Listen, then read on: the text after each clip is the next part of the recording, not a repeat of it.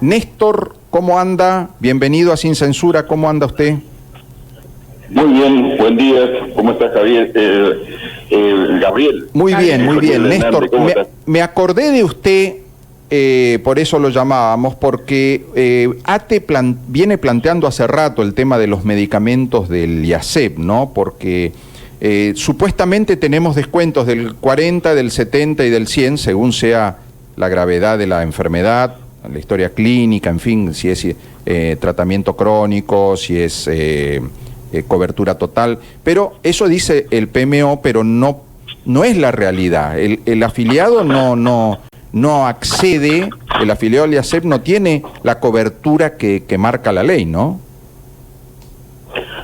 Sí, es así. Yo creo que con el tema de los medicamentos hay varias cosas. Está la del IASEP, está ahí en crisis, digamos. Nosotros en su momento le planteamos eso al señor interventor del IASEP y bueno, y él nos dijo de que era una situación difícil lo de la obra social y que prácticamente los ingresos ahí del aporte de los trabajadores era que yo un 40% y el otro 60% lo debería poner el Estado provincial, o sea, el gobierno. Más allá de estas cuestiones, que pueden ser discusiones de índole económico, lo concreto es lo que sucede en la práctica y la queja permanente de los afiliados y afiliadas de la obra social. Y en ese sentido, nosotros tenemos todo el derecho de dudar de lo que nos dice el interventor, teniendo en cuenta que hace muchísimo tiempo que no hay participación de los trabajadores y las trabajadoras en los destinos de la obra social. Néstor, es una obra social intervenida y en la cual nosotros como trabajadores estamos planteando que los trabajadores tenemos todo el derecho de saber qué se hace con los recursos que aportan los trabajadores y las trabajadoras, ¿no? Totalmente. Néstor, vamos a la gente que nos está escuchando y que no sabe quién es Néstor Vázquez, es el secretario general de ATE, Asociación de Trabajadores del Estado, el gremio de trabajadores del Estado. Acá hay dos gremios grandes, ¿no?, de trabajadores estatales, está UPCN y está ATE. Bueno, Néstor es el secretario general y le vamos a preguntar a Néstor, ¿cuándo fue la última vez que él recuerda que se eligieron vocales de el IASEP elegidos por los propios afiliados, ¿no? Hace un montón de años, ¿no? Hace un montón de años, sí, exactamente. Yo le digo que habrá sido por allá por la década del 90. Nosotros habíamos participado en ese tiempo desde otro gremio que participaba yo en ese tiempo con UPCN, creo que estaba afiliado ahí en ese sindicato, y habíamos presentado una lista, pero después al final las elecciones no se realizaron y fue la última. Después, creo que del 95 en adelante, no recuerdo bien, ya no hubo más. Ya no hubo más, y no hubo más no solamente todos los organismos del Estado que deberían tener participación de los trabajadores y las trabajadoras, están totalmente vedada esa posibilidad como una decisión del gobierno de la provincia, ¿no? que prácticamente cerró toda participación de los trabajadores en los destinos de organismos como la obra social, como la caja, el IAS, y tierras, fiscales y esas cosas, ¿no? Sí, así vialidad, que yo creo que vialidad, está vedada la participación ciudadana de los trabajadores y las trabajadoras como una decisión política del gobierno de la provincia. Yo la verdad que nosotros decimos que esta democracia tiene muchas falencias, muchos defectos, pero esto se cura con más democracia y con más participación. Totalmente. Y vedar las posibilidades de que la gente participe, obviamente que uno está restringiendo la participación y está tratando de alguna manera afectar la democracia, ¿no? Porque el ámbito donde la gente participa es importante, eso. Seguro. Es importante que la gente tenga ámbito de expresión. Néstor, lo vi a usted con un megáfono en Mansilla el otro día. Estaba usted reclamando porque con un recibo de sueldo de un empleado municipal en la mano, y la verdad que si el empleado municipal tenía más ingreso por asignaciones familiares porque tenía 3 hijos que el sueldo. Era más la asignación familiar que el sueldo. Increíble ese. Exactamente, sí. Tenía cuatro chicos, 20.000. Sí, y él llegaba a 35.000 de sueldo, de cobrar de bolsillo, digamos, o sea que 15.000 pesos de sueldo. Y sí, y eso sucede en el interior, más concretamente los municipios del interior, no todos, pero en Ingeniero Juárez, en Campo, es muy complicada la situación de los trabajadores, las trabajadoras ahí. Yo creo en ese sentido, siempre digo que la clase política en general y la clase sindical tenemos responsabilidades en eso, visibilizar, ver cómo ayudamos a que cambie estas decisiones que tienen de restricciones de los derechos de los trabajadores y las trabajadoras. Y porque hay compañeros, yo en Juárez los días pasados un compañero me mandó un recibo de sueldo, tiene categoría 23, tiene 20 años de antigüedad y cobra 22.000 pesos. Entonces hay situaciones extremadamente difíciles, muy complicadas, violentados los derechos elementales de las personas, y esto no es una cuestión ideológica, no digo para quedar bien con alguien y mal con el otro, no, digo así, objetivamente eso es así. Una persona, todos sabemos de que con 20.000 pesos una familia no llega ni al 15 de cada mes, o sea, es ínfima esa cifra. Y en ese sentido nosotros, con todo el tiempo que tenemos ya de estar en ATE, va a ser 8 años, y venimos denunciando, venimos tratando de visibilizar con los medios. Gracias a Dios en Formosa eso podemos decir con fuerza, de que los medios de comunicación nos dan una mano, nos dan la posibilidad de visibilizar, por lo menos de que la comunidad se entere de esta situación y que veamos entre todos cómo ayudarle a esa gente. Nosotros desde ATE hemos planteado la reforma de la ley de coparticipación, en el caso concreto de Formosa, porque ustedes saben seguro que el 12% lo que se coparticipa para los municipios, el 2% quedan en el Ministerio de Gobierno, el 2% restante va para, un 2% más va para los consejos deliberantes y el 8% para los 37 municipios y sociedades de fomento. Entonces, con esa cifra, con ese monto, obviamente que es imposible que los intendentes puedan tener recursos para mejorar la calidad de vida y los ingresos salariales de sus trabajadores y trabajadoras. Entonces nosotros hemos presentado en la legislatura un anteproyecto para que discutir, y además con la convicción de que nosotros lo que estamos haciendo con eso es un disparador para la discusión política, y un disparador para la discusión política más que todo teniendo en cuenta que el año que viene hay elecciones. Entonces que todos los candidatos a diputados, todos los candidatos a concejales tomen esas banderas, que no son unas banderas de ATE, sino que una bandera de seres humanos sufrientes como consecuencia de los bajos ingresos. Y en ese sentido es que tenemos nosotros como propuesta esto, que creemos que es lo que puede resolver esos bajos ingresos. Obviamente que para que haya seguridad de que esos recursos queden en la población y parte de esos recursos vaya de los recursos que hipotéticamente pueden llegar si se reformara, para los trabajadores, que tiene que haber organismos de control que funcionen. Y en ese sentido yo creo que tenemos una responsabilidad intransferible los trabajadores, las trabajadoras, de empezar a participar. Eso es lo que digo yo, la participación ciudadana, porque de lo contrario siempre nos llevan puestos. ¿De qué sirve que reciben más plata y después nadie les controla? Los organismos de control son para no controlar, entonces se nos complica. Yo creo en ese sentido, Gabriel, que tenemos como sociedad varias cosas para mejorar, para perfeccionar, y eso solamente se hace desde la participación, desde abrir los cauces de participación de la ciudadanía, y eso yo creo que es una cuenta pendiente, muy especialmente del gobierno de la provincia, ¿no? Obviamente que hay que empujar entre todo para que eso suceda también, ¿no?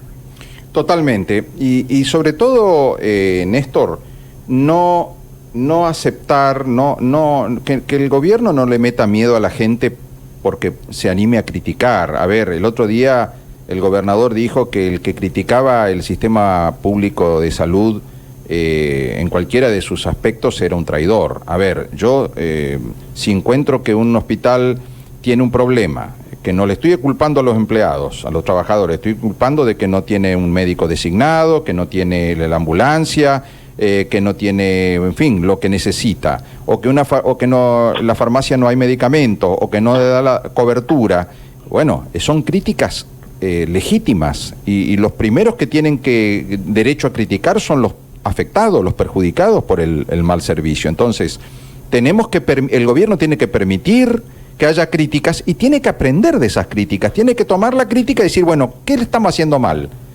¿Qué podemos mejorar?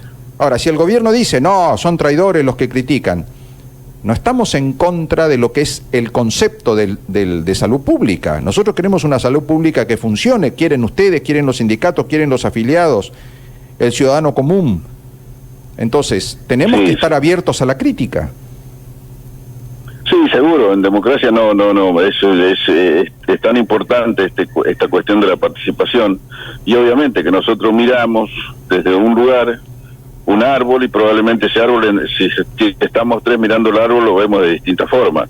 Y entonces en ese sentido yo creo también en el tema de salud, yo creo que las veces que me tuve que atender, que tuve que hacer cosas, yo no tengo nada para quejarme de los hospitales, la gente que labura es extraordinaria, pero sí la gente que trabaja en el hospital, por ejemplo en el Hospital Central, no es que hay una crítica a la salud, hay una crítica de los trabajadores y las trabajadoras por magro salario, que no les alcanza, que tienen que hacer, qué sé yo, horas, vivir prácticamente en el hospital para llegar a fin de mes también con los ingresos, cosas que lo vienen reclamando. Nosotros lo reclamamos también a través de los compañeros, de las delegadas, los delegados en este caso puntual del Hospital Central, otros compañeros en el interior. O sea que por ahí lo que hay que empezar a mirar es esa situación de los trabajadores, porque por ahí algunos que hacen, por ejemplo, muchísimas horas de guardia, y a otros que no les ponen nada de horas de guardia. Y la queja a veces es de que quizás hay compañeros o compañeras que hacen las horas de guardia y por ahí tienen dificultades para comprar, y hay un montón de cosas que también eso nosotros pensamos que se va a resolver, que lo puede resolver el gobierno, estas cuestiones que tienen que ver con cómo se distribuyen los recursos que tienen en salud, con una ley de paritaria. Nosotros necesitamos ámbito de discusión. Totalmente. Ahí, porque Néstor, de lo contrario nosotros por 40 años así no tenemos un ámbito de encuentro con las autoridades, o que sea orgánico para decirle, mirá, nosotros tenemos en el gremio estas quejas, y no voy a ir a decir lo que se me ocurre a mí, voy a tomar nota de lo que me reclaman los compañeros, y voy a ir a decir, si hay 10 compañeros que coinciden en reclamar lo mismo, le transmitiré eso. Pero Néstor, si no tenemos ese ámbito, es muy difícil. El otro día estaba hablando con gente de tu gremio, Fabián Sinzig, el secretario de comunicación de ATE, y él me decía que es increíble que hay determinados funcionarios de los hospitales que le asignan 700 horas, por ejemplo, 700 horas de guardia. Y esa bolsa de 700 horas, de ahí él saca y le da a alguno como una especie de estímulo o como una especie de compensación, porque gana poco, entonces un enfermero y esa persona necesita, por ejemplo, un director de un hospital o un funcionario de jerarquía, ¿no? Le dan 700 horas de guardia. Y esas 700 él dice, bueno, le doy a fulano 50 horas, para que fulano venga a trabajar a la tarde, para que fulano venga a los fines de semana, los feriados, en fin. Y hay gente que, si sumamos todas esas horas de guardia, directamente es imposible que trabajen todas esas 700 horas. Lo que pasa que son manejos que el Ministerio permite o fomenta, ¿no?, para que haya determinadas personas en los hospitales que manejen todo el personal. En vez de reforzar el sueldo, el cargo, lo que hacen es reforzar la posición de una persona del hospital, que es el que te da o te quita, de acuerdo a cómo te manejes vos como personal, como enfermero, como lo que sea, ¿no?, el cargo que tengas. te dice, bueno, si te portás bien conmigo, si sos obediente conmigo, si haces lo que yo te digo, te voy a dar tantas horas de guardia y te refuerzo el sueldo. Entonces, esa persona, ese enfermero, depende de las horas que le tire, así como te digo, le tire ese funcionario del hospital. Y es un manejo totalmente por izquierda, totalmente por abajo de la mesa, totalmente turbio, y que genera una especie de complicidad. Sí, yo creo que ese es un punto muy importante en el tema de la salud en Formosa, esta queja permanente de los compañeros y compañeras que trabajan ahí. Nosotros tenemos ese es un tema, por ejemplo, que tocó Fabián, y que no es un tema menor, digamos, porque ahí por de vuelta caemos en lo mismo. ¿Cómo hacemos para que eso se modifique? ¿Cómo hacemos para tener un ámbito para ir a una queja, que no tengamos que salir a través de los medios de comunicación denunciando estas cosas porque no tenemos el ámbito de encuentro? No tenemos un ámbito de diálogo con el gobierno. Por eso nosotros habíamos pedido un anteproyecto para una ley de paritaria, para tener convenios colectivos de trabajo por sector. Esas cosas se tendrían que empezar a discutir con mucha fuerza en la dirigencia política. El año que viene ya son las elecciones. Nosotros tenemos es de terror. En Lomitas, por ejemplo, hay un grupo de compañeras y compañeros que trabajan hace 14 años. Hace 14 años están trabajando. Trabajan porque si yo estoy blanqueado en salud o en el Estado, entonces ellos trabajan y esas horas de trabajo de ellos me las pasan a mí, yo cobro y después yo les pago a ellos. Entonces ellos con ese método directamente no existen como trabajadores del Estado, porque no están registrados en ninguna planilla, ellos creo que tienen las planillas de firma de ingreso y salida, porque en ese sentido sí son orgánicos, en el sentido de que tienen que cumplir las horas. Pero después esta chica me llamaba un compañero de ahí, me decía cómo les podemos ayudar, porque dijeron que ya no les van a dar más las horas. A ver, Néstor. Y llegamos a un límite, ahí termino, llegamos a un límite de que las compañeras nos piden a nosotros que por favor les ayudemos a que no pierdan esas horas más allá de las condiciones que las están haciendo. A ver, Néstor, sí entiendo. Hay un grupo de trabajadores y trabajadoras del Hospital de las Lomitas que hace 14 años que están ahí. Pero si uno pide el listado de empleados de las Lomitas del hospital, no figuran. Ellos no figuran como empleados. Cobran a través de un empleado, o dos o tres, que están ahí, que sí figuran, y que les dan las horas que cobran, que trabajan ellos, le dan a estos empleados, figuran estos empleados, pero ellos cobran, es decir, ese empleado después le da a ese señor o señora que no figura en ningún lado, le da la plata de la hora trabajada. Es decir, trabajan por interpósita persona, a través de un tercero. Ese tercero recibe las horas y le pasa a ellos la plata, pero ellos no figuran en ningún lado.